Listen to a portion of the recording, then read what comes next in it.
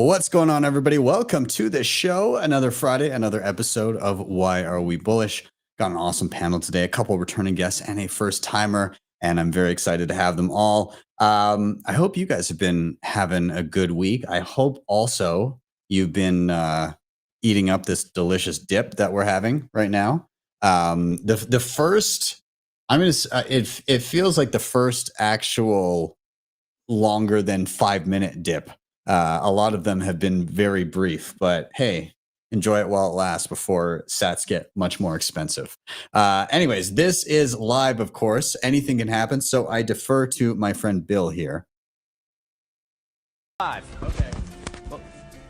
We'll do it live. Fuck it. Do it live. I'll write it and we'll do it live. And thing sucks. If you have not already, please do like, subscribe, share, all those things. They help a ton getting this in front of more eyeballs. I am Ben with the BTC Sessions. This is your daily session.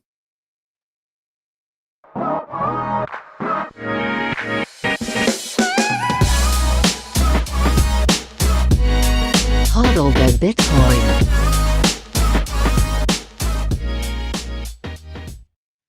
Before we bring in our guests, I am first going to pull up timechaincalendar.com to check out where we are in the markets. And simultaneously, I'm also pulling up the live chat. Anything you say from here on in will be live for the world to see, for better or worse. But back to timechaincalendar.com, we're sitting at $68,291 per coin. A single US dollar will pick you up 1,464 sats.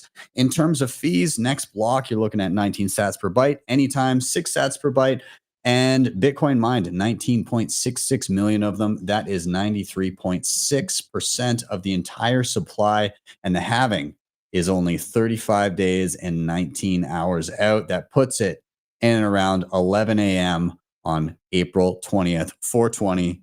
Poetic.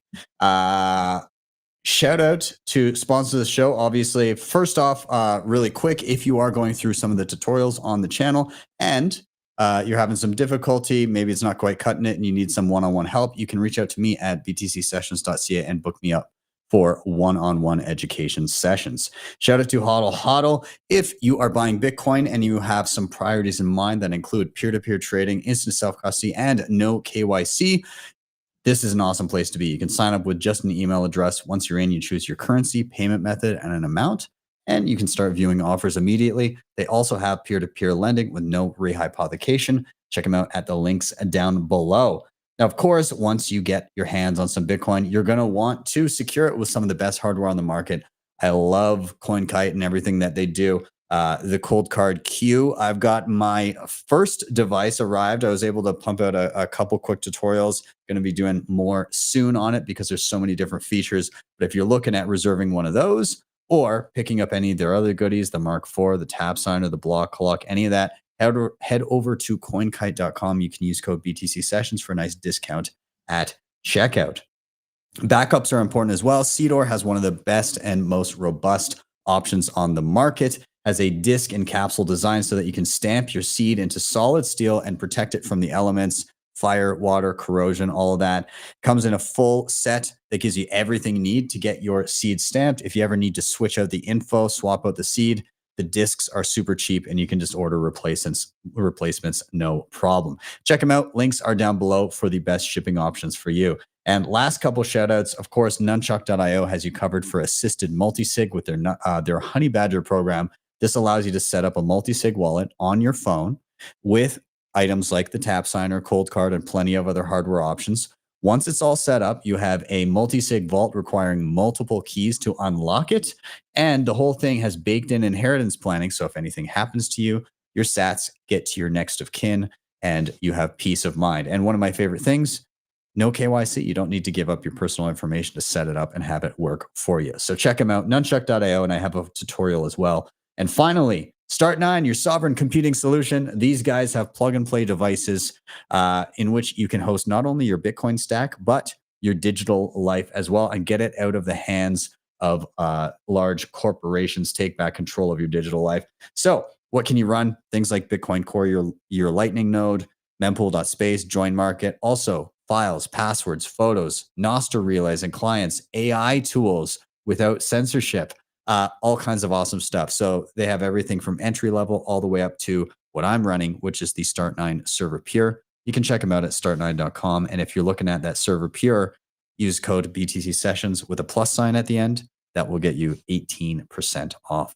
Anyways, enough of my rambling. Let's get our guests in here and get rolling. So I want to welcome to the stage Flo, aka Love is Bitcoin, Mr. Eric Yakes, and Big Mr. Sean Harris. I'm going to give us a shuffle here really quick. But welcome to the show, everyone. Let's do a quick round of intros for anybody unfamiliar. I'll toss it to Eric first, multiple returner to the show. Welcome back, man. Can you intro yourself? Yeah, I think this is what is this, round 3, I believe. So yeah, I'm getting more and more bullish every time. I'm Eric Yakes. I'm the author of The Seventh Property. It's kind of how I started in this industry, and I'm from Denver, Colorado, and I'm a part of the Space Denver, which is a new Bitcoin community that's launching. And I think that there's a few guys in the chat right now who are talking about the space. So that's kind of becoming the biggest part of my identity. That's pretty awesome, man. And I got to say, I've got my signed copy of your book up on my shelf. It'll be held near and dear forever. But honestly, if you haven't read The Seventh Property, I firmly stand by my position that it's one of the best books written on Bitcoin out there. So grab yourself a coffee. Yeah. Let's rotate down. I'll toss it to Flo. Welcome to the show. I feel like I was just, in your presence not long ago because I was. It was just what, 2 weeks back now, maybe, that we were in Madeira for Bitcoin Atlantis. But welcome to the show. Can you give yourself an intro for anybody unfamiliar? Thank you so much for having me here. I'm Flo Montoya. I'm a Bitcoin artist. I work in Lobby's Bitcoin magazine. I give life to the character of Libby. And I also work for Panties for Bitcoin. Awesome. And I got to say, Panties for Bitcoin, they are the best family. They are so sweet. They're amazing people. Love them. It's been great working with them. Like it's very different from any other experience I have had with any company. Yeah. They're fantastic. Yeah. Awesome. Well, welcome to the show for the first time. And we'll bump down the line one more time to Mr. Big Sean Harris. Dude, welcome back. How are you doing? And give yourself a little intro for anybody that might not know. Thanks, Ben. So this is my 3rd time as well on the show, if you don't include Christmas shows. And what I do in Bitcoin, I am Ben Perrin's hype man because he deserves all the hype in the world. He is doing Satoshi's work. So as well as being Ben's hype man, I'm also part of the meme factory, and we make the funny memes. We do the laser eyes, and we're doing the having party in El Salvador that's coming up pretty soon. So I'm really excited for everything that's going on. But Bitcoin is only getting better because of guys like Ben. So thanks, Ben, for everything you do. You're too kind, and I'm stoked to see you down at the having party in just a couple of weeks here. It'll be my first time to El Salvador, so I can't wait. And what's that website? Havingparty.com or Bitcoinhavingparty.com. Bitcoinhavingparty.com. If you were uncertain if you were going, well, now you're going. You go get a ticket right now because it's going to be awesome. It's going to be a blast. Awesome. All right. Well, let's get into it. Anybody that is joining the show that is unfamiliar, you've never been here before, don't know what's going on. Simple premise of the show. This is called Why Are We Bullish? Each one of us comes with a reason for being bullish in and around Bitcoin. And the reasons can take any form. It could be as simple as a new video or article we read. It could be a news item. It could be a new app or a new device that we're hyped about. It could be really anything. So the flow of the show is that, number one, somebody's going to drop a reason why they're bullish. This is their chance to rant on it and get us all hyped up and as excited as they are. Number two, all together, we're going to riff on that reason. Comments, questions, whatever rabbit holes we want to go down. And then finally, number 3, we're going to rotate to the next person until we've all had a turn. So reason, riff, rotate, simple. Once again, I'll say to the guests, don't drop your reason early. Wait until I ask you your reason for being bullish so that you still have things to say by the time we get to you. So with that, I'll kick us off this week. And I gave this one a little bit more thought this week. Usually it has something to do with, you know, a new item that I've been working on, or a tutorial that I've done, or you know, some bit of tech that I've been working on. I guess to a degree it is that, but it's also been some stuff that we've seen building in the news, and something that happened this week as well. So I guess I'll preface this by saying, governments like to steal money from people in many different ways. You know, you've got your typical taxes, you know, coercion. You've got more insidious debasement of the currency, but you've also got instances of just blatant corruption and misappropriation of funds, right? Like you pay your tax dollars that's supposed to go to certain things, and then some politicians just literally steal money, or it's so opaque that you don't know where the money has gone. You know, we've had examples of this in Canada. One of the ones that's hitting the news more often lately is we had this horrendous app called ArriveCan that people basically had to have on their phone in order to go into and out of the country during the pandemic. And the people guesstimated what the app should have cost to make, which, I mean, it was broken as hell the entire time anyways, and barely worked. But they actually don't exactly know how much was spent on it, because the reporting and where all the money went is just so completely, it was fraudulent, right? Like they hired in, you know, buddies that ran a firm out of like a basement of a cabin that did, you know, they're called an IT firm, but they don't actually do IT. And there's like 2 guys, and they paid them $60 million to make this app that just did nothing and was broken half the time and could have been put together for maybe 50K.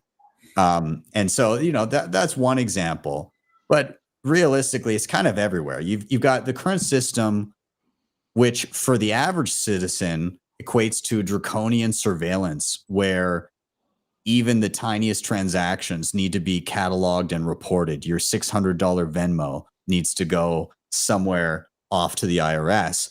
But at the same time, it's just fine and dandy if the Pentagon misplaces $2.3 trillion. Like, whoops, we just failed our 6th audit in a row. Whoopsie daisy. And that's kind of the existing system, where it's like rules for thee, but not for me. I believe we're starting to see an inverse of that system being built in parallel. I believe that we're getting to a place where it will be possible to have overt and simple auditability of funds whenever there's a government or even like a corporate entity in place that has responsibility over funds for large amounts of people. And that precedent is kind of being set in real time right now. So one example is a number of the ETFs have publicly listed Bitcoin addresses. And so you can kind of see all of the funds sitting there. And it's kind of cool. Like you can just track and you know exactly what the address is and where everything is. But more importantly, this week you had, even though it wasn't everything, you had El Salvador say, hey, look, here's our one of the Bitcoin addresses, and we're going to put some of our funds in it. So citizens now have some auditability into El Salvador's Bitcoin treasury.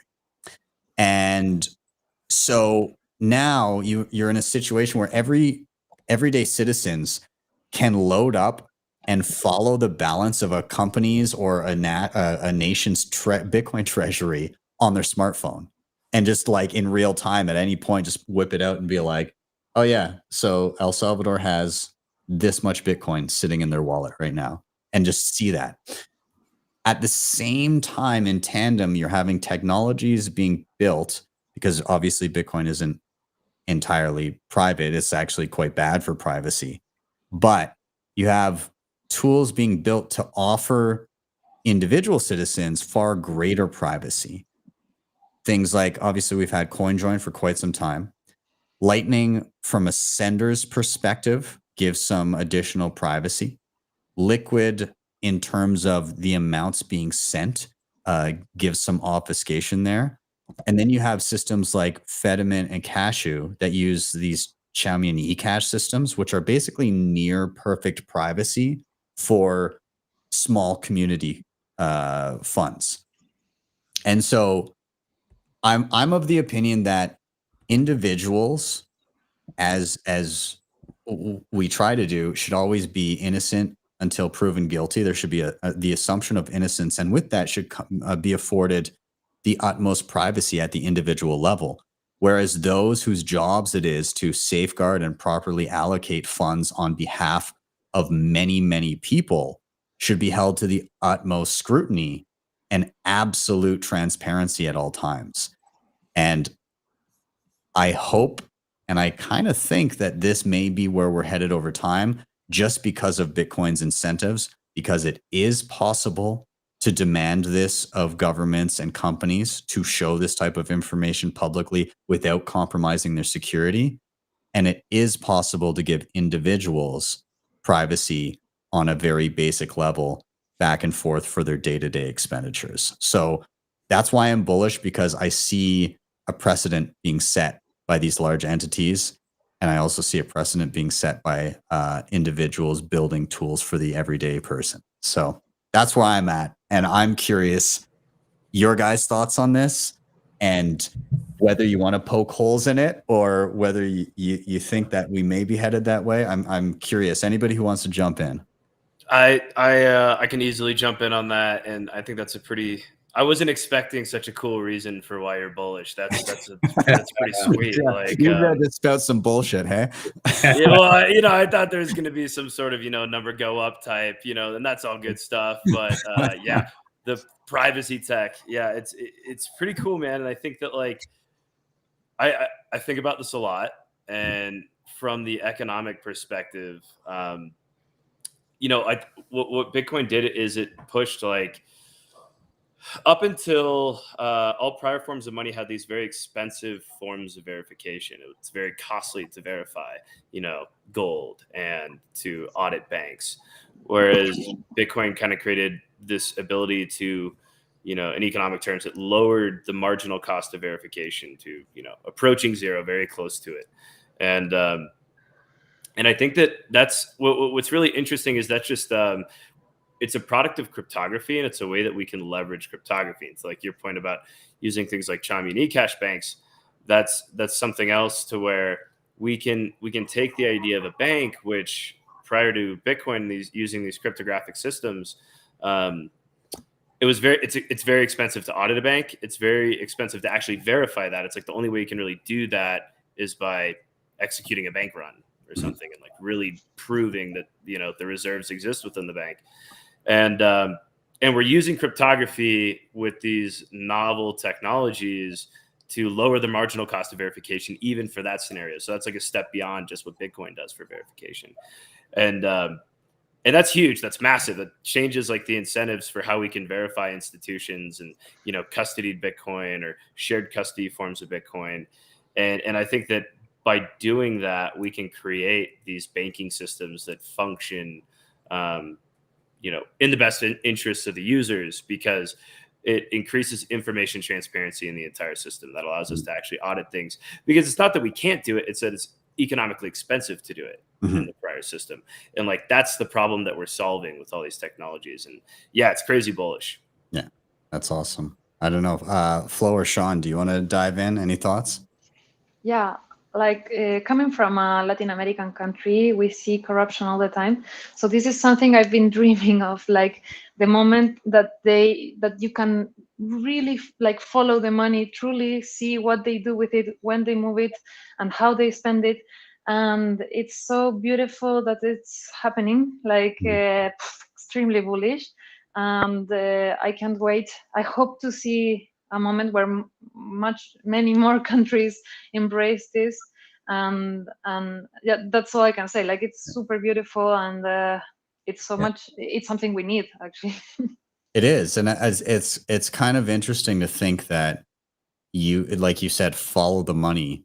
You could in real time audit a government, and if they do anything shady with the funds, immediately you've got how many citizens' eyeballs on that wallet going, oh, well, these funds went here and now they went to this wallet, and it seems that this is a service that does it. You know, like you have that transparency and instant questioning of whatever the hell is going on, which as it should be, when you have an entity that is so powerful and has so much responsibility. Yeah, they deserve that type of scrutiny, right? Yeah. I mean, in Chile, for example, people don't know anything what that happens with the money. Like, you don't even, when you go to the supermarket or whatever, you don't even see how much is paid in taxes and how much was we don't like, the law actually says it has to be like the full price in the store. So then nobody pays attention. Like, in the last piece of paper you get, of course, it's the detail, but like really small, and nobody reads it. Yeah. And then so nobody has like the actual feeling of how much of their wealth, of their money, is going to these guys.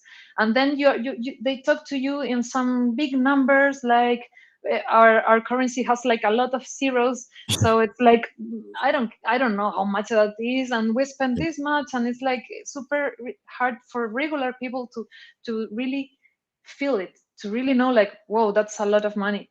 And I cannot wait for more transparency and to have them accountable. Like, Yeah, absolutely. That's again, really good points. And let's hope that, you know, as things continue to happen, I do think that there's going to be this sovereign individual thesis that plays out to a degree, where people jurisdictionally shop for where they get the most bang for their buck. And one of those things that people may be looking for is, how transparent are you with your treasury? Like, if there are taxes involved in living in this jurisdiction, do I get to actually see where this money is going? And do I get to look at what you're doing, or is it all opaque? Because maybe I'll opt out. So yeah, I don't know. Sean, what do you think here? Yeah, I had a couple thoughts, because you started off saying how governments can steal from us, or they do steal from us in a multitude of ways.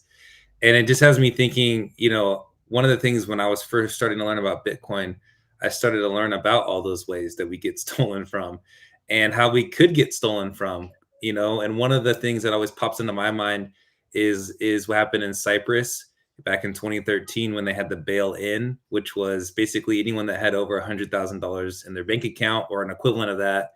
And if you had more than that, it just got siphoned away and taken to the government. And so it was amazing to me how they justified that. Like, they thought that was okay, that they could just steal all of this wealth that people had worked for over their whole lives and then just take it. And so there's so many different ways that governments will justify themselves in stealing our wealth. And they won't stop if there's nothing that doesn't stop them. And that's what's so great about Bitcoin is this thing that's fully transparent. And if you look at the Federal Reserve, it's been around since 1913. And how many times has it been audited in 111 years? 0 times it's been audited. Because how would we even audit it? Like, who would do that anyway? Right? It's almost impossible to audit at this point. It's just so far gone. And then you look at El Salvador, and yesterday Nayib Bukele he goes out and posts, and he goes, "This is our wallet." He posts a picture from Mempool, right?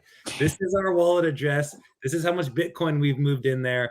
And what happens? They get a bunch of people giving them more Bitcoin to their address, right? It's like, not only is transparency good, but people are starting to reward you for being transparent. And so you have these countries that are grasping on to the power that they have. Yeah. You have these other countries like El Salvador that are realizing, well, we don't have any power. We don't have any influence in the world. And Bitcoin is this one chance for us to gain, to make this shift.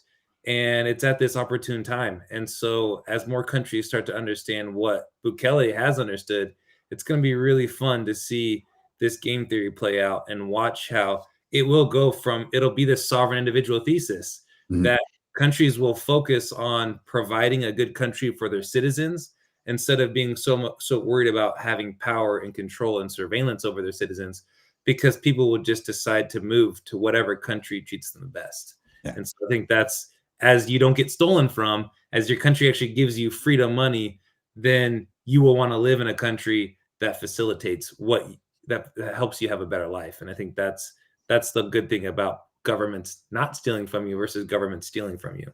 Yeah.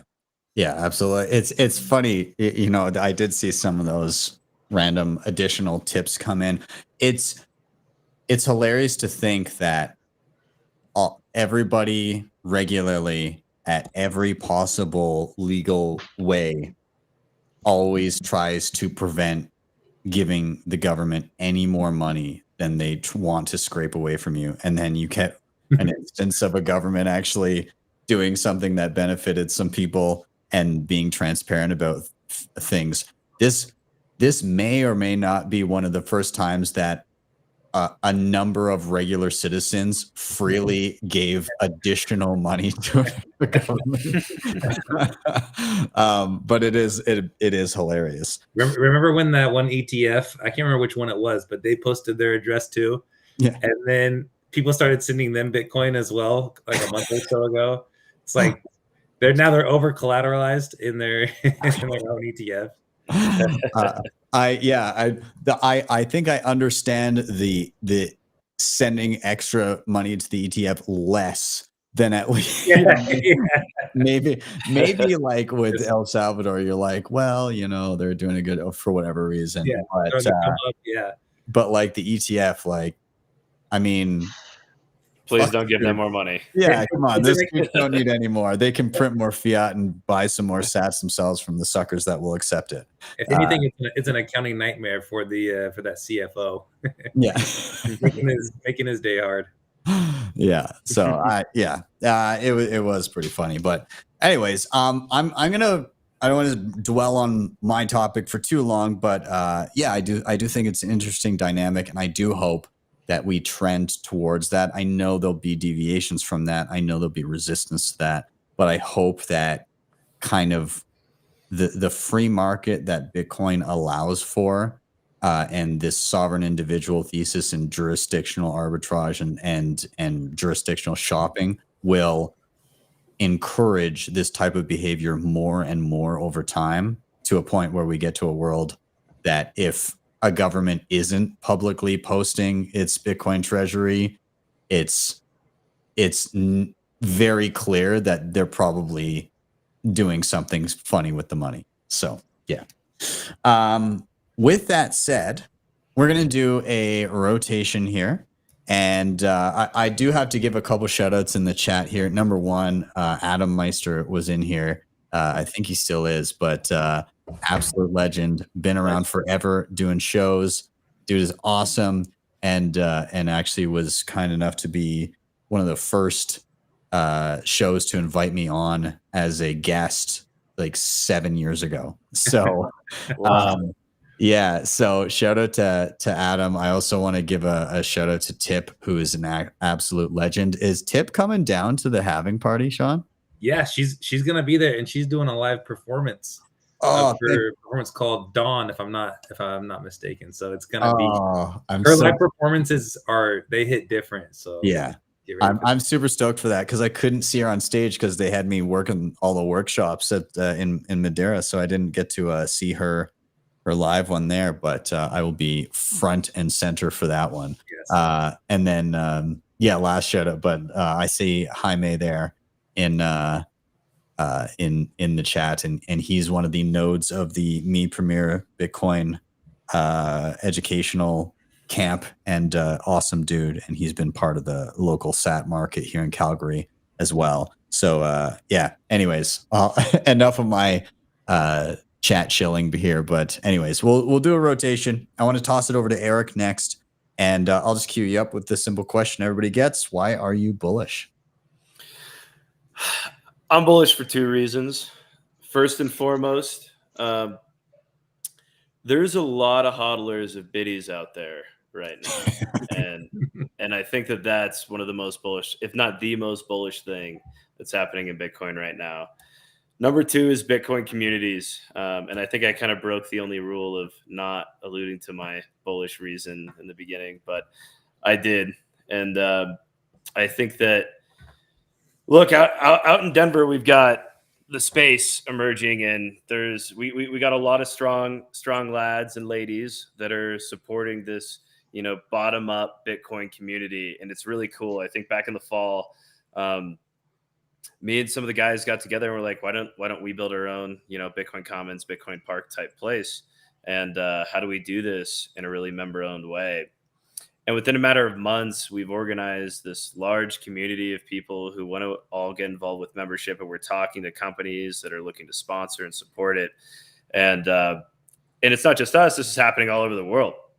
And I think that like the ability for people to organize around a shared set of values, promoting freedom, promoting Bitcoin, promoting open source technology, and the fact that this model can be replicated all around the country, and it's it's something that's happening so rapidly. I think that that's also one of the most bullish forces. I think that a lot of the education is coming at the local level, and a lot of advocacy as well to people in the broader community is coming at the local level. So yeah, I'm really excited. We also have Tatum Turnup as our intern. So that's another very bullish aspect of the space. I mean, if anything, he'll, he can be used as human shield because he always has his vest on, right? So. Oh yeah, totally. It's very important. Now, yeah, but the problem is he got his car stolen. So how's he going to get around? It's so funny, man. He moves out to Denver and he's like, I'm coming to Denver, and then he didn't have a car for like a whole month, and I'm picking him up and driving him around everywhere. And then like within 2 weeks of getting his car out here, the thing gets stolen. And I was like, oh shit, man. Didn't they find it and it was like full of drugs or something? Yeah, it was in a very dark place.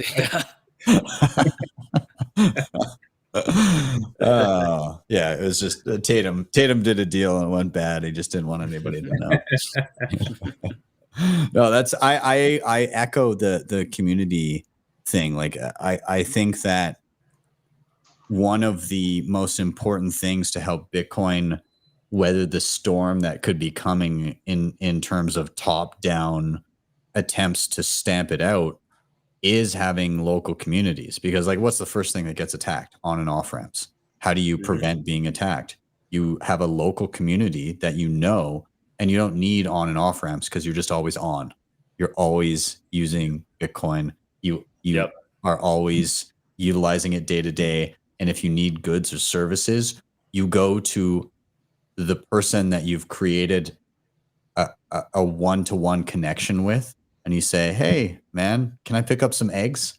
Like try to stamp that out, right? Try and have the government say, hey, you guys that are friends, if I fucking find out that you go get eggs and give this guy some sats, you're toast. Like, that is unenforceable. And so, I mean, communities are so important. That's just one example of how they'd be important, but there's many avenues that could be explored there. Yeah, and I think I feel like it was on the last one, the last Why Are We Bullish? I feel like we got into a similar conversation. I think you asked a question. You were like, is the adoption of Bitcoin going to come from, these bottom-up movements that are emerging all around the world? Is this going to be some sort of top-down nation-state form of adoption? Yeah. And I think when we're getting into that conversation, it's just like, it's coming from all angles. Mm-hmm. And I think that, because Bitcoin is money, because it's economically aligned with the interests of society, it's something that everybody has their interests aligned with adopting it in some way, shape, or form. And that's why it's so easy in any conversation to be like, well, the game theory works out in favor of Bitcoin. And the game theory works out because it makes sense for the world to have something like Bitcoin. The game theory only works out for fiat money for minority groups of people in powerful positions.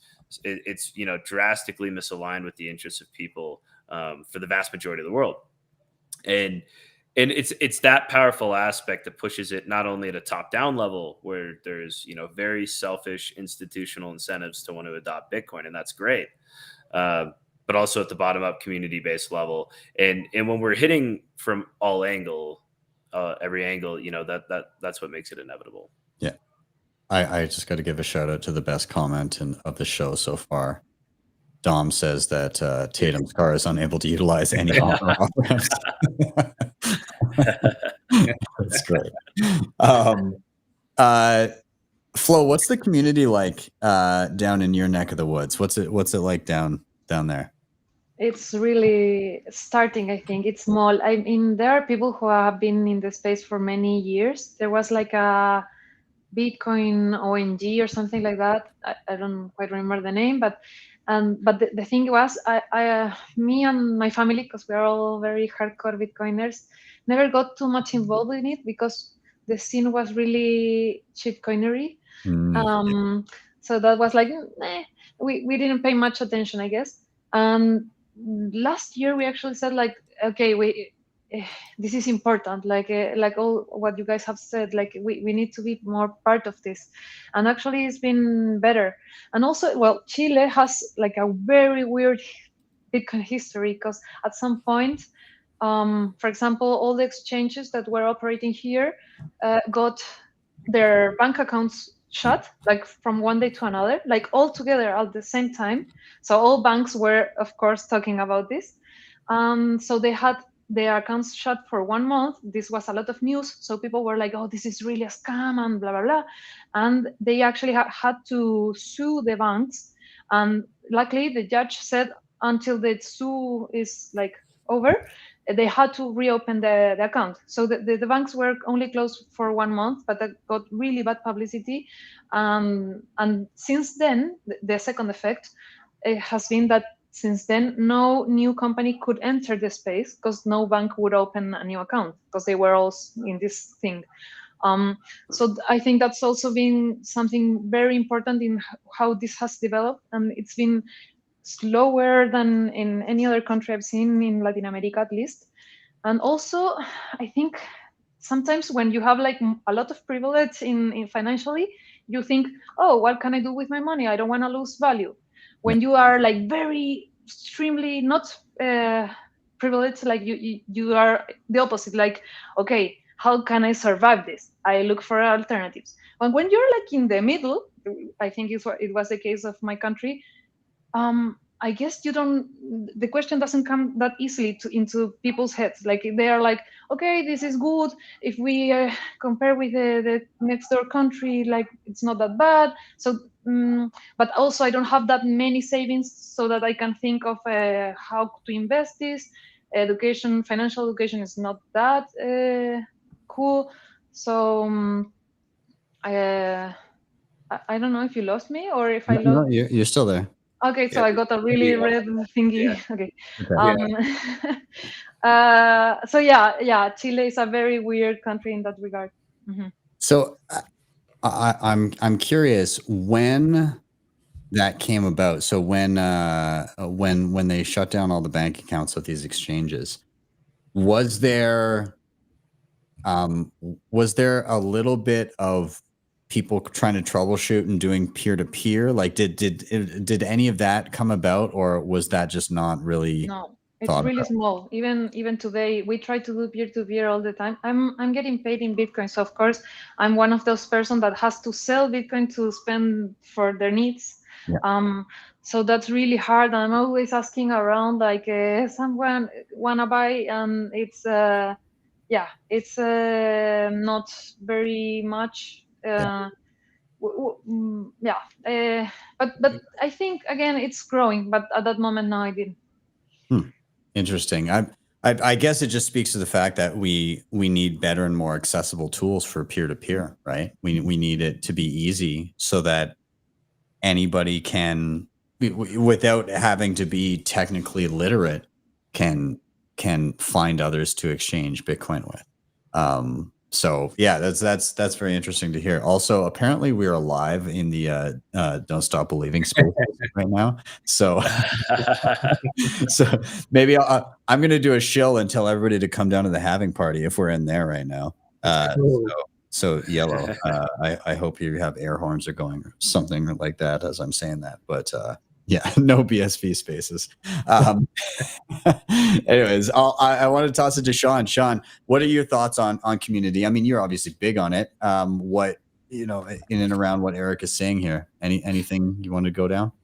Yeah, I think one thing that kind of got brought to my mind is I think that there still needs to be more Bitcoin education in the Spanish language. I think that's definitely something that I've noticed is there still is a lack of education in Spanish.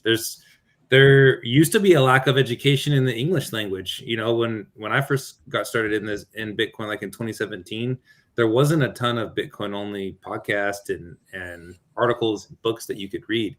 So I think as more education comes along, then more people understand. Like, people should be upset in Chile when they're shutting off these Bitcoin exchanges. They should be upset. They should be asking themselves, well, why are they doing it? But a lot of times they're just so wrapped up in the fiat world that they think, oh yeah, that's good. Like that's for criminals, and they believe the propaganda that they're fed. So I think going along with what Eric was saying, it's good to have that social layer, because if you are the only one that understands what's going on, you can kind of feel crazy at times. And so like having other people around you, like when I first started going down the rabbit hole, for probably the first 2 years, I didn't have anyone that I could talk to about Bitcoin with. No one in my family, none of my friends. So you start to like go a little crazy, and then you get on Twitter and you go, oh, okay, there's actually people who see what I'm seeing that's going on right now. Like, we're all getting stolen from, and the government's treating us unfairly. And so, but then when you start to meet up with these people, and that's why I love, I've gone to a lot of different conferences, and I go to our local meetup out here where I live, and I've gone to a lot of different local meetups, even in Europe when I was playing basketball out there. And it's fun because there's people that are aware to the issues that are going on.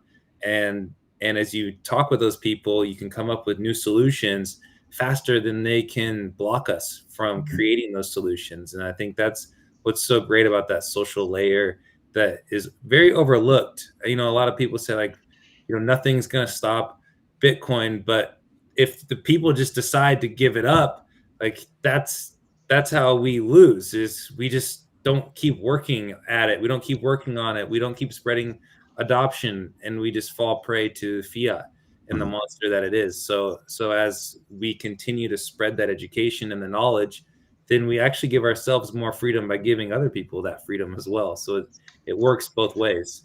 Yeah. It's it compounds over time, right? Like as you said, there wasn't a lot of back in the day, there was nothing to really find. There'd be the odd podcast that you might be able to find. I think I remember there was 1 or 2 podcasts that had anything about Bitcoin, and I would have to wait each week to listen to like the one that I liked. And it was like Trace Mayer's Bitcoin Knowledge Podcast. And I was like, would wait every week to be like, can somebody just tell me how awesome Bitcoin is in my ears for like 30 minutes? That's all I need. And now it's like you'd never get through it all. You can't get it. There's more Bitcoin content that gets put out there than we can listen to. Yeah. Back in those days, you'd have to listen to the altcoin podcast, and you're trying to figure out what's going on. And then like they would talk about altcoins for like 50 minutes, and then 10 minutes they talk about Bitcoin. And it's like, oh, this stuff actually makes sense. Yeah. I remember my disappointment when Epicenter Bitcoin just became Epicenter and they started chilling like Ethereum and all the other trash. And I was like, oh, guys, come on. Even though I hadn't quite honed in on why Bitcoin only yet, it still threw me for a loop. And I was like, I don't know about this. Yeah. When I was first learning about Bitcoin, and I understood the problems with central banking really well. And when I was first pitched to me, it was like, oh, it's this new blockchain technology, and that didn't make any sense to me at all. I'm like, okay, well, the same arguments like this was going around today on Twitter because of the Vanguard CEO saying, it doesn't produce cash flows. It's a speculative investment. It doesn't have any fundamental value. And I had that exact perspective. I'm like, well, if it's some sort of technology, how do I value this technology? Once I understood, oh, this is an alternative form of money. Well, that's not something that produces cash flows. It's something that hasn't happened in centuries. It's this very novel thing. And that made a ton of sense to me. I just didn't realize for the longest period of time that that's what it was. It was just some weird tech. And I look up YouTube videos and look at like how the blockchain's organized. And I'm just like, I don't really know what this is. And then like once you get into Bitcoin too, it's like I probably spent a year and a half, 2 years just, spending my free time digging into all the other altcoins and figuring out what are the other consensus mechanisms and why are these ones better. And it takes so long, or at least back in that point in time, it was a lot harder to get led to the right resources and say like, oh, this is what makes Bitcoin unique. This is why, none of these other coins can replicate these properties. This is what's fundamentally solving the problem. And yeah, but there's like the spider web of knowledge that people can get led into. And that can take up it's a huge opportunity cost of time where it's like, no, you could have actually ended up getting a lot deeper into some aspects of Bitcoin, which are more valuable. Yeah. Well, one of the easiest things to realize is there's 21 million. And so if there's any altcoin that you add to that, then now there's more than 21 million, like there's 21 million plus whatever else thing you're using, and so it's just at the simplest level, it's just like there's 21 million and that's it.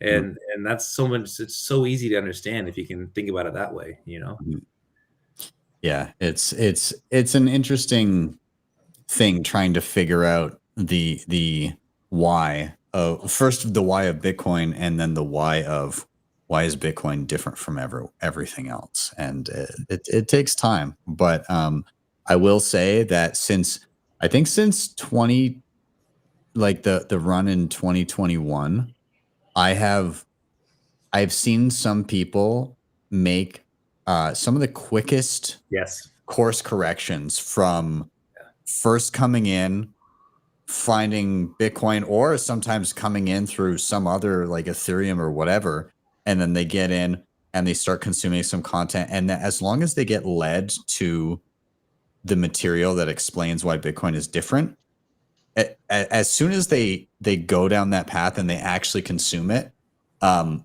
there's kind of no coming back from that.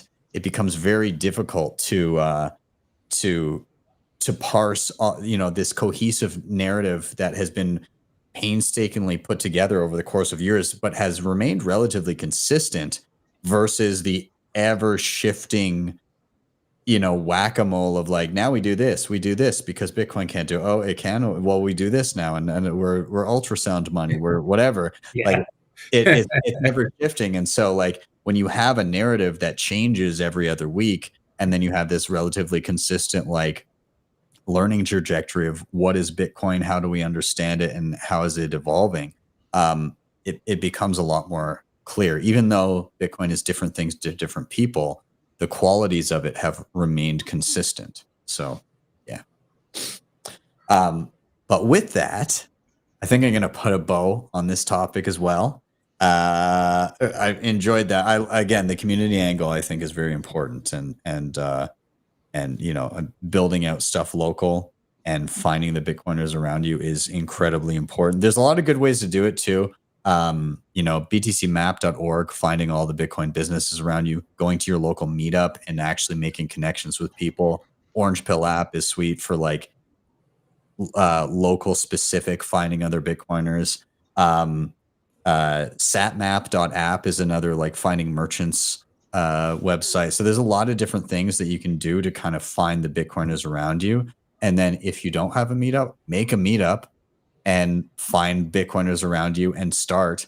And if you don't have merchants around you, I mean, if there's a bunch of Bitcoiners in a room at a meetup, you all do something. You all have skills and services and goods that you offer. Why on earth would you not accept Bitcoin for them, right? You all know that it's better money. Why would you not just accept it? So yeah, hold some people's feet to the fire. A lot of people just don't even make that connection. Like, I got to go fiat mine and then go buy Bitcoin. Well, not necessarily. You can just cut one of those steps out of there if you want. So anyways, we're going to do a rotation. I am going to toss it down to Flo now, and I'm going to cue you up with the same question everybody gets. Why are you bullish? I have so many reasons to be bullish. I'm always bullish. I'm always bullish. Great. I'm a permabull. I have a Bitcoiner family, so that it's always optimistic in here where I live. But I'm just getting down to one thing. Since I started working with Bitcoin companies, I really gotten very bullish about like people building and the idea of spend and replace. And what we were just talking about, it's very like the community aspect, but then this merchant side of it. And also like the idea of maybe you can leave the Bitcoin standard now, like today. You don't have to wait till many other people start doing it and then you start doing it.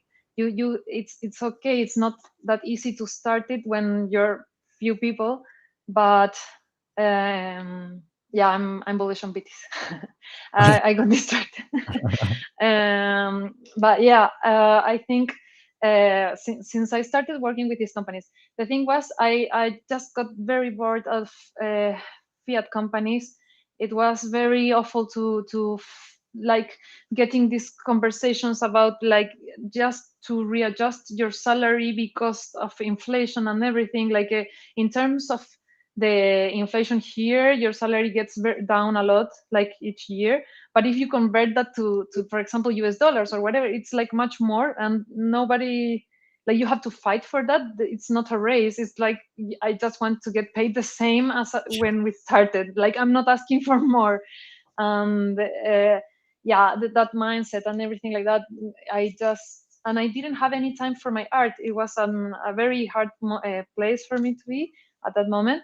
And I said, like, I have to quit. I'll quit my job and I'll find something in Bitcoin. I don't know what, I don't know how, because I don't know how to do like, I'm not I don't know, a computer scientist or whatever. It's the first thing that you think when you're like building in Bitcoin, or I don't know how to make a hardware wallet or stuff like that. Luckily, I found amazing people who saw something in me, and I've been living in the Bitcoin standards from that moment on. I have a lot of support. I'm not going to lie. Like I have a lot of support from my family, so I'm trying to get in there and walk in that road. But it's something that's got me very bullish, and that I hope more people get to do and to feel and to experience, and not be afraid of, because you spend some sats, you're going to be like the pizza dude. Yeah, I mean, if you're spending fiat, that's fiat that you didn't convert to sats. You just don't have the exact timing of how much it was. But yeah, that's I think my main reason today. I like that. I like, well, number one, that you said you can be on a Bitcoin standard today. You can. You're right. It's not necessarily always easy. There's additional hoops to be jumping through, but on an ideological level, as you mentioned, if you're not spending Bitcoin, like if you don't have to spend Bitcoin, this is a paraphrase from a quote of Francis Pouliot's panel in Madeira. If you don't have to spend Bitcoin, you're short Bitcoin, because that means you have fiat to spend. And so like every dollar that you're spending is the opportunity cost of when it could have been sats. And so I know that that's not a comfortable place for some people, and like that fluctuation from day to day or week to week or month to month can be difficult to navigate with cash flows and things like that. But I mean, I've been doing it for 4 years.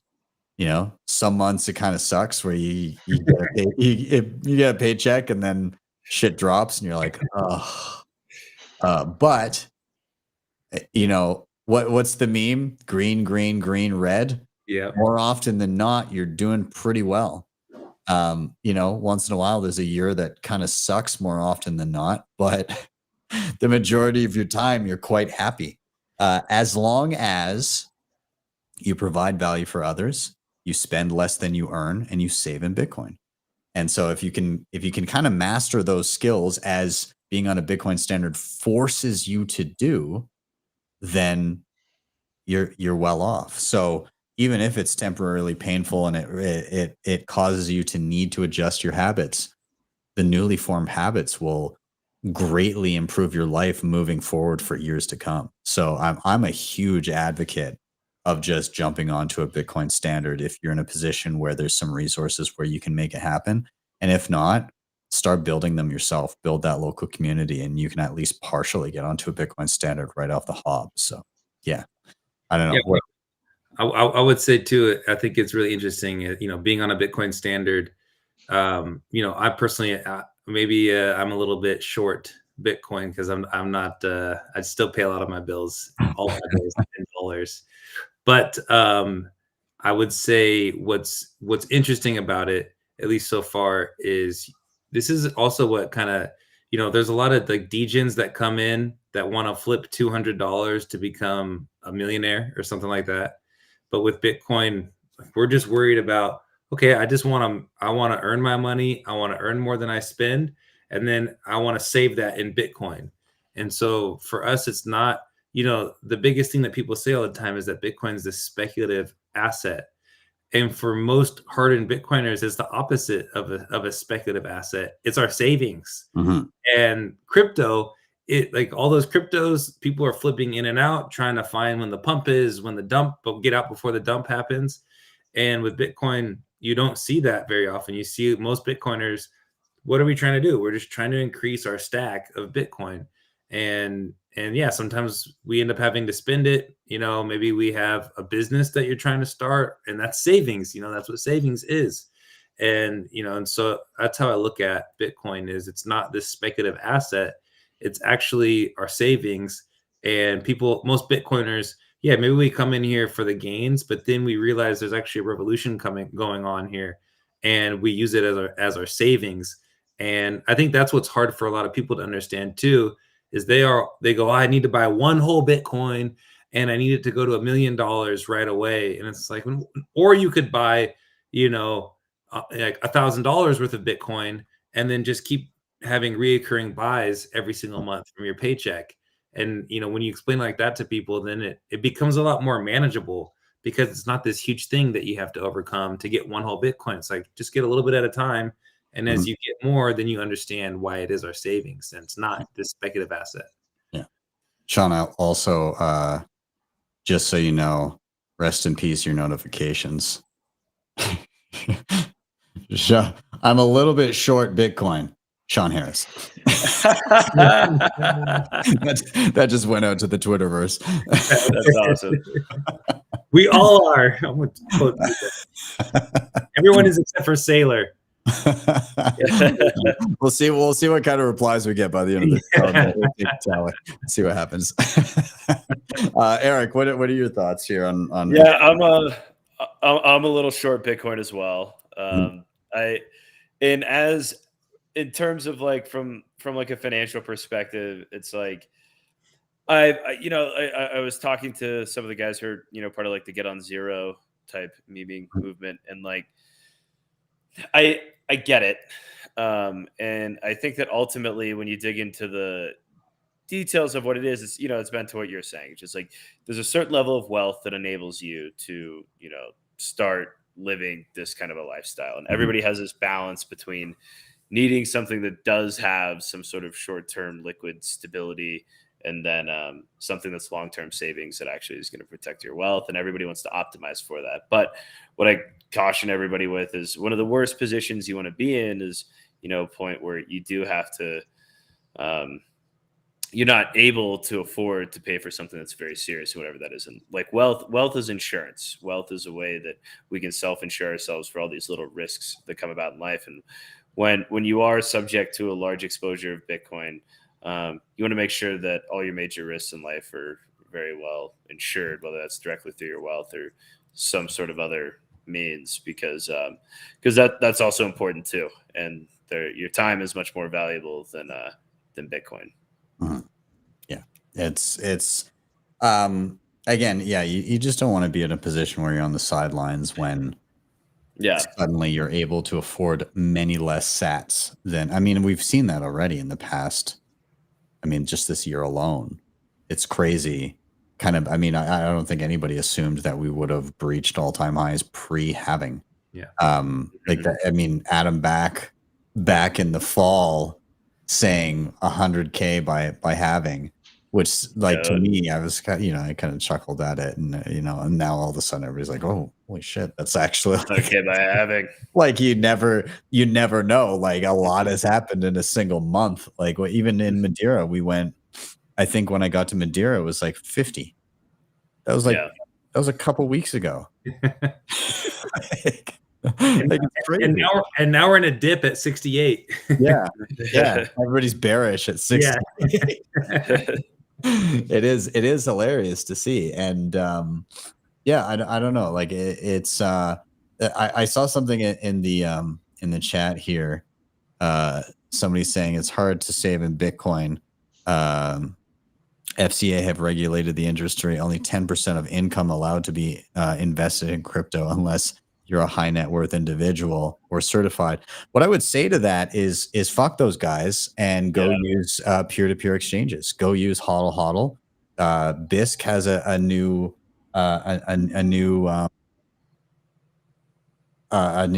version of their exchange coming out pretty quick here. RoboSats is another option. I think in Europe, Peach is an option. But, like, just find ways peer-to-peer to obtain Bitcoin. Like, I would never let another individual tell me how much Bitcoin I can own. Like, quite honestly, go fuck yourself. So, I would take that approach. And if somebody's telling you that you can't own a certain amount of Bitcoin and you do indeed want more, go get it. It's yours to get. Unless it's a spouse, right? Yeah. Yeah. How many of us have had that conversation? You're not buying any. We don't need any more Bitcoin.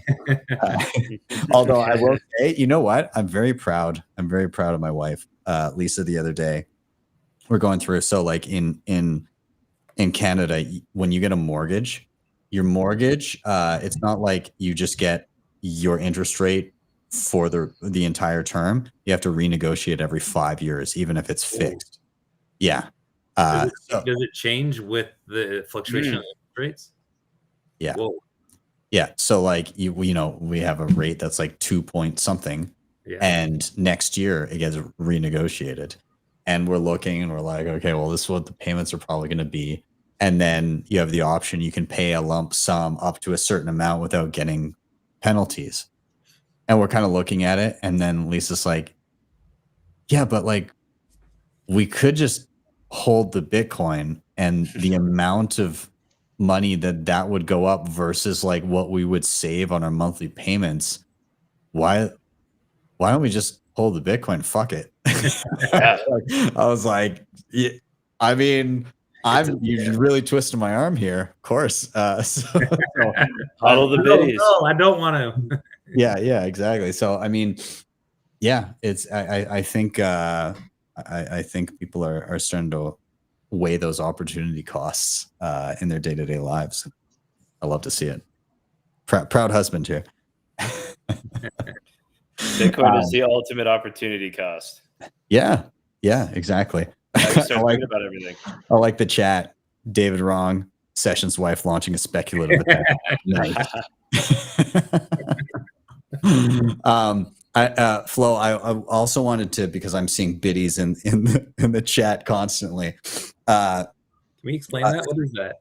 So, I mean, it's the new unit, right? It's a new unit, yeah. I mean, Sats is the standard, yes. And when Adam back shills bits all the time, I'm fucking out. But I could probably, I could get on board with biddies. Sats are for nerds. Yeah. I need a handful of biddies is what I need. Right. Yeah. I'm catching on. Okay, well, with that, we're gonna do one more rotation. We'll put a bow on that last topic, and Sean, I'm gonna toss it your way, and same question everybody gets: why are you bullish? Yes, I am bullish because something that I like to call the proof of work outside of Bitcoin, which puts me in like a Bitcoin Zen mode.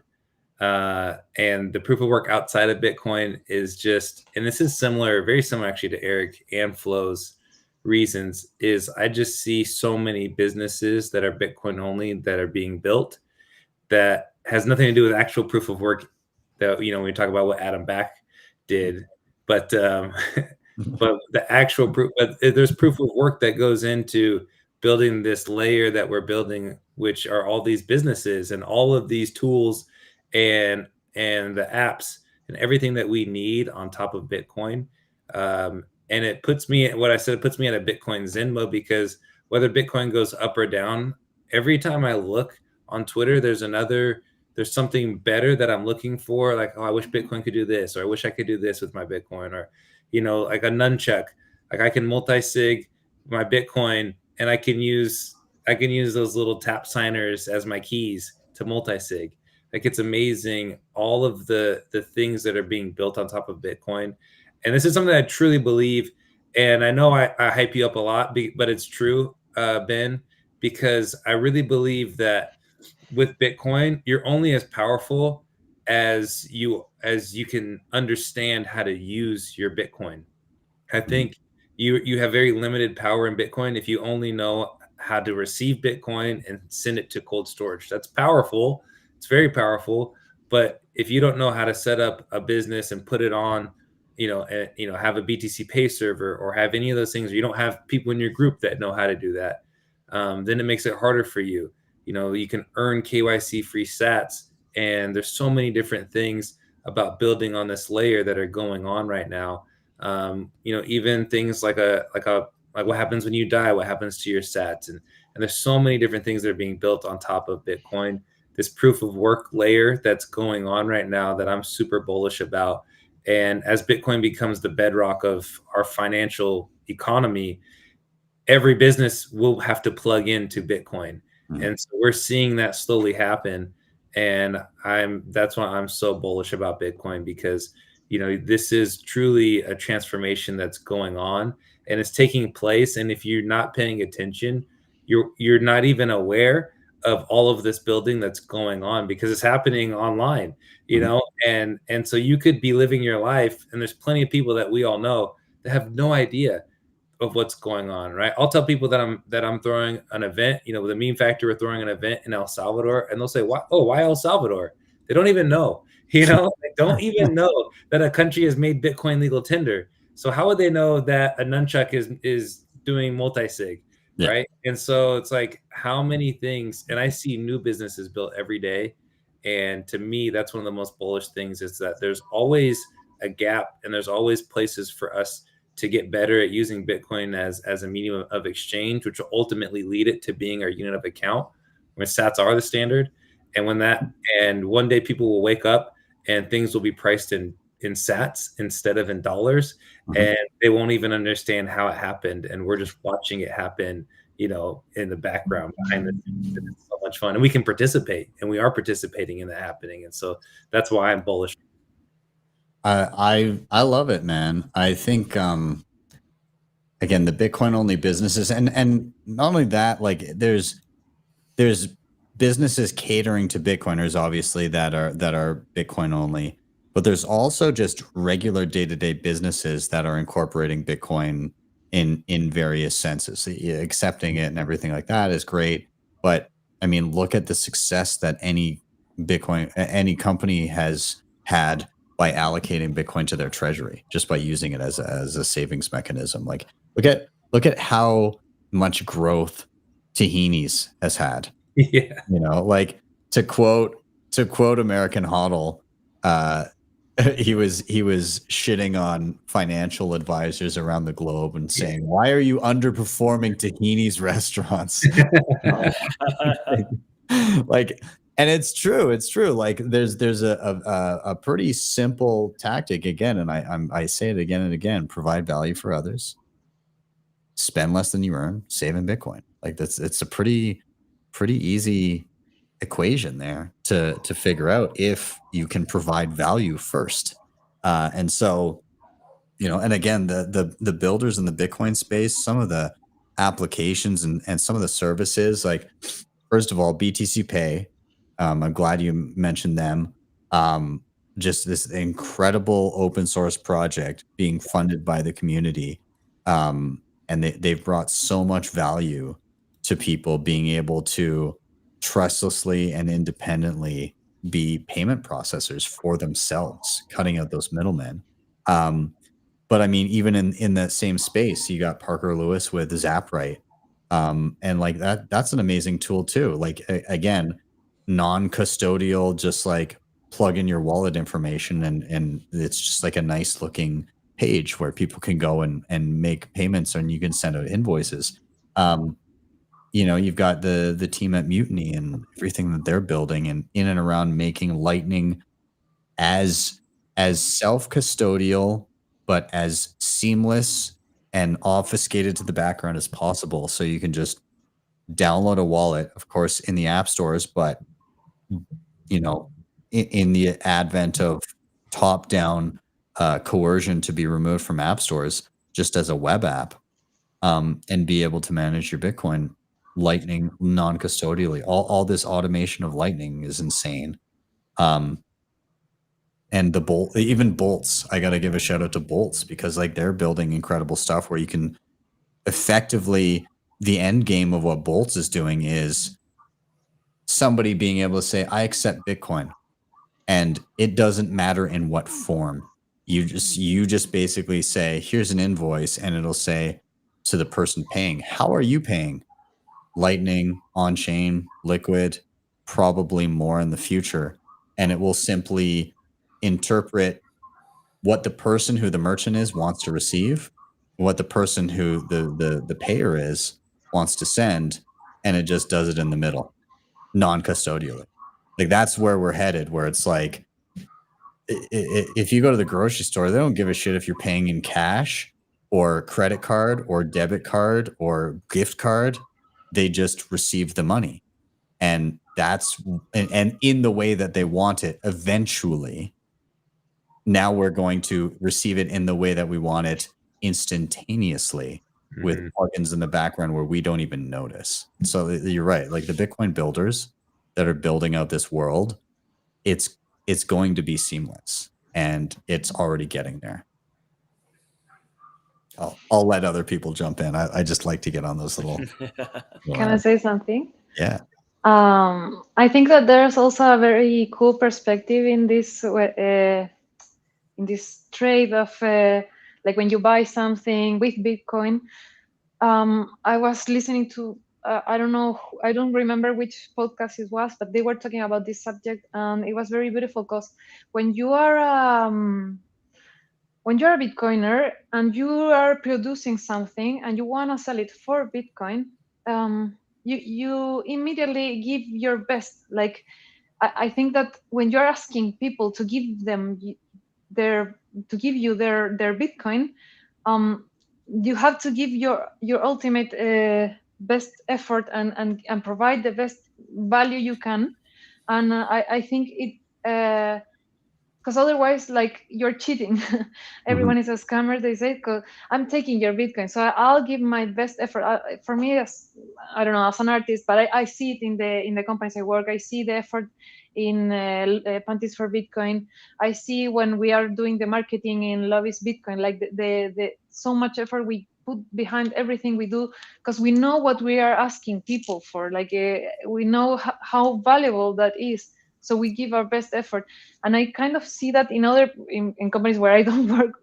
Like I have that feeling too, like that when I pay with my Bitcoin, I'm receiving the best value that person can give at that moment, at least. And if they can improve, they will improve the product, you know, like it's something that is sticking in my mind from that podcast, and it's beautiful. Yeah.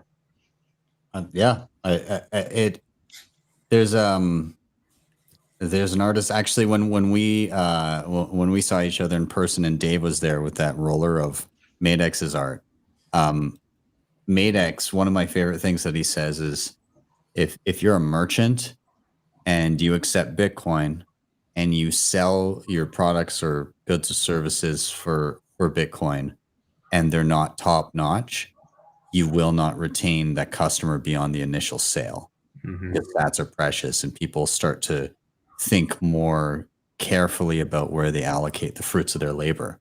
And so moving forward, like the incentive structure is such that you need to be so good at what you do or what you make that it entices people to separate themselves from their sats. And that's a monumental task, as it should be. And it's not a monumental task nowadays to separate people from their dollars because they don't give a shit. They'll just spend, they'll buy the same trinkety shit, have it break, and then literally go back and buy the exact same one, knowing that it's crap and it's going to break again. So like, it's just everything is disposable because so is the money. And so I think we're getting away from that. I think we're getting to hard money and hard products. Yeah, I love how it kind of shifts us apart from this consumism, like to understand that this hardcore consumism is part of. It's not stupid when you have melting money. Like if it's melting in your hands, that spend it and have something that has a little more value in a way, and then you're like you are in that mentality all the time. So why would you hold the money? It's you just buy stupid plastic stuff all the time that gives you a little joy for a moment, and then another one. It's like an addiction. So I love that this is going to bring us back to quality stuff. Like I remember, like my grandparents, I don't know, refrigerator that ran for like all the years I could remember, and it was always working, and then you could like fix it a little bit and it still worked, and now everything is like let's throw it in the garbage because it is garbage, you know. So yeah, I love that. Sean or Eric, do you want to dive in here at all? Yeah, I think I think that one thing that's underappreciated too about Bitcoin companies is, this idea once Bitcoin becomes your opportunity cost, a lot of entrepreneurs are taking on a ton of risk, investing in people, time, energy, things that could be invested towards accumulating more Bitcoin, but instead they're taking on risk in a way that supports Bitcoin. And not only do I think that that's going to be much more valuable for them in the long run, but I think it's something that makes Bitcoin itself much more valuable. I think that this idea that, we have 21 million Bitcoin and we can send it to anyone in the world is, as we've realized over time, is a much more complicated problem. As Bitcoin gets more demand and becomes more expensive based on fees, we're trying to figure out all these different ways to scale it. And this infrastructure, whether it's a Lightning network, whether it's more trusted solutions like eCash or some of these other technologies that are on the horizon, there's these very, very smart people working very hard and sacrificing quite a bit to be building out a future that, if you think Bitcoin's just going to become digital gold, that's very valuable. It's going to be much more valuable based on that. But if you think Bitcoin's going to become freedom money, then these technologies need to be built, and Bitcoin's going to be 100 times more valuable if it can achieve that size of market with money. And so yeah, not only is it, I think, valuable to be doing as an entrepreneur, but I think that the future of Bitcoin and really just how much further its adoption spreads really depends. It's it's on the backs of these guys who are working on solving these really hard problems, and yeah, and it's totally badass. Agreed. Well, I don't know, Sean, if you have any last things to tag on here before I go into kind of beginning to round out, but I'll give you the last opportunity here in regards to this specific topic. No, I mean, I guess I would just say, that Bitcoin, it just doesn't, it never stops amazing me about how much continually gets built on it. And there's no one really out there. Like there's no CEO of Bitcoin. There's no board of Bitcoin. And yet people, like, it's this thing that just continues to grow. And so I never get worried about it. I never get worried that government will ban it. I never get worried that it will just lose momentum, because I can see that the idea of Bitcoin is out there. I can see that by how many businesses are being built on top of Bitcoin. And so for me, I don't get worried about if the price goes down a little bit or if we're in a bear market. I understand what's going on in the bigger scheme of things, and that's that fiat continues to debase itself, and Bitcoin, there's only 21 million. And so the idea of Bitcoin is out there, and it's never going to stop. It's only going to go stronger. Love it. Well, I think that's a good note to begin rounding up on. What I like to do usually at the end of the show is just do a quick hop over to each guest. Any final thoughts that you may want to get off your chest, but more importantly, I love to get recommendations from the guests of something cool that the viewers can check out. And this could be really anything. It could be a new video or article that you checked out. This could be even just like a piece of life advice that you think would be useful, or more specific, an app, a device, really anything that you think would be great. So I guess final thoughts.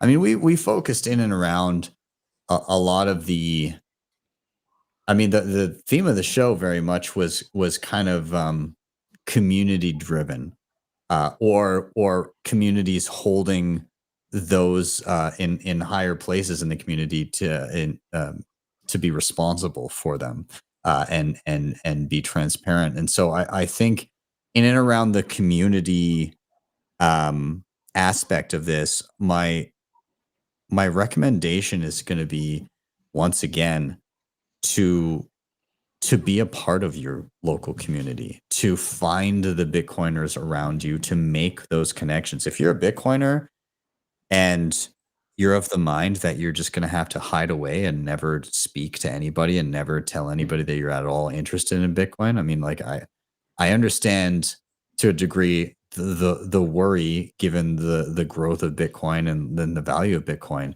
But at the same time, I think Bitcoin survives and thrives when Bitcoiners band together. And so I encourage you guys to go to your local meetups, create one if you don't have one, and begin the process of figuring out, like, everybody, when they get into Bitcoin, they want to figure out how they can contribute. And so what better way to figure that out than to be in a group of Bitcoiners and actually chat with them and understand what other Bitcoiners need. And I think this is how we grow. This is how we win. And this is how all of the communities that we're seeing pop up now, that we've kind of seen pop up over the past number of years, whether it be Bitcoin Beach or Bitcoin Island or Bitcoin Jungle, like all of these kind of hubs that are beginning to proliferate around the globe. That's because Bitcoiners got together and brainstormed and built something cool. And I think when we have this ground up, permissionless way of connecting, then that's when great things happen. So let's make more great things happen. So yeah, that's my recommendation. Meet your local Bitcoiners, build. Eric, I'm going to toss it to you. Any final thoughts or recommendations? I echo that sentiment. And I think that as you're looking into communities, and whether you want to replicate your own community off it, or you're just looking for one yourself, the Space Denver is most likely to be the best one. And you should definitely check out our website, denver.space, as well as our Twitter @SpaceDenver. We're looking for members. We're looking for sponsors. I love it. Yeah, go check it out. And I mean, Tatum will be there to protect you. He's got a vest. That's right. Just in case. So, I mean, hit it up. I've not been to Denver. I'm gonna have to check it out. Yeah, we can do we'll do a podcast with me, you, and Tatum, or between two ASICs, and a session between two ASICs. Yeah. Ooh. Last time I was a guest, he embarrassed me, so I came back for his next episode and stole Joe Nakamoto's vape and blew it in Tatum's face. I remember that one. Yeah. But yeah, that's great. Let's toss it down to Flo. final thoughts, recommendations. Yeah, like you said, pay attention to the communities. I'm really check out what people are building and pay attention to what artists are doing. Bitcoin art is growing so much. It's beautiful there. And actually, my last piece was inspired on hodlers. And yeah, it was like we are talking about more and more about this stuff, and I love it. And spend and replace and stay ungovernable. Perfect. Great advice. Sean, off to you last. Final thoughts and recommendations. Yeah, my recommendation as for a book other than The Seventh Property by the one and only Eric Yakes is I've actually just finished reading a book by 50 Cent called Hustle Smarter, Hustle Harder, which I know kind of sounds a little corny, right? But it's a really good read, especially as a lot of us are looking to become entrepreneurs or become owners of businesses. I think ownership, this is, one of my thoughts I've been thinking about lately, that ownership is very underrated. When you can own what you actually do, that no one can control your time, they can't control your wealth. And when you work for somebody else, a lot of times they kind of have a little bit of control over you. So I like 50 Cent's book a lot. It's been teaching me a lot as I'm in my own world, trying to earn more and trying to have more ownership over the things that I actually do. And so ownership is very underrated, in my opinion, not just owning your own Bitcoin, but owning your own work. And so I think that's definitely a recommendation I make. Hustle Smarter, Hustle Harder by 50 Cent. And the last recommendation is obviously come to the Having Party in El Salvador, April 3rd through the 5th. We're going to be there. Ben's going to be there. Anyone else who's not going to be there, you're going to miss out, because we are dedicated to putting on the best having party every 4 years, every 210,000 blocks. And that is what we will do from here until 2140. And so we're so excited to get this started. And really come on down to El Salvador. It is Bitcoin country. And go to bitcoinhavingparty.com. And that's where you're going to be able to get your tickets. And come to El Salvador. That's where the magical moments will happen. And we'll be doing this every 4 years. We can't wait to get it started in less than a month. I can't wait till my my uploaded consciousness in the avatar gets to party with you at the 2140 Having Party. It's gonna be cool. Yes. Yeah. We'll be dancing. We'll be making everyone else dance. Absolutely. Awesome. Well, that's great, man. And I can't wait to see you there. It's going to be a lot of fun. And again, Eric, Flo, Sean, thank you guys all so much for being here. I appreciate your time. I appreciate you getting bullish with me on a Friday evening. And yeah, have a great rest of your weekend. You're all welcome back anytime. Love getting bullish with you, bro. Thanks, Ben. Thanks, Eric. Thanks, Flo. No worries. Later, guys. Yes. See you guys later. All right. And everybody in the chat, thank you for being here as well. Much appreciated. Glad you guys could spend this Friday evening with me as well. Speaking of events, of course, we've got the Having Party coming up. If you're in the Calgary area as well, we've got the Saturday market coming up in 8 days, actually. So a week from tomorrow. So if you're in Calgary, or if you're anywhere in Alberta, or for that reason in BC or Saskatchewan, or if you're in Montana and you want to cross the border and come up, please do. We're building up our local Bitcoin circular economy. We had one back in December for the first time. We're having one again in a week, and we're building up to a big one in July, and we'll talk about that in the coming weeks. But please do make it out. If you want to come, it's free to attend. Just show up, have a pocket full of sats, and get ready to support local merchants. If you still want to be a part of it, if you have a skill, a service, a good that you would like to sell for Bitcoin, and you can get to Calgary, reach out immediately. Reach out to dave@bitcoinbrains.com. And let him know that you would like to be a merchant ASAP before we run out of space. You can also find out about it and all these other events at btcsessions.ca. There's an events tab or just btcsessions.ca/events.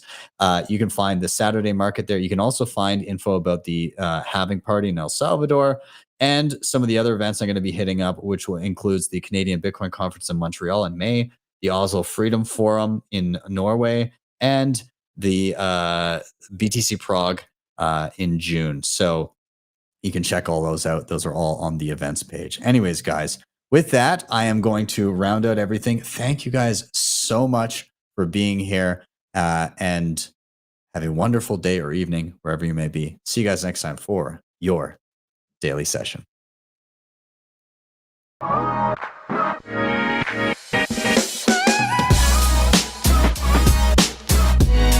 HODL the Bitcoin.